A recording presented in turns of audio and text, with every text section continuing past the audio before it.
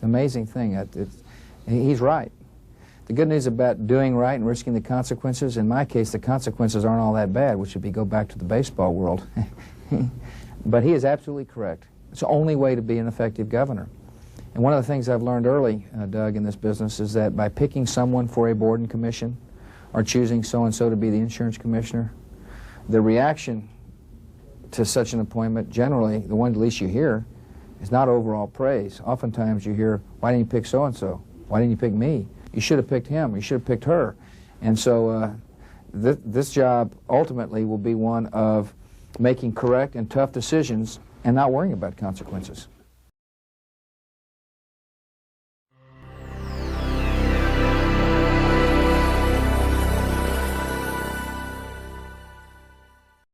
Do you know what content providers are? Yes. Give me an example of a content provider.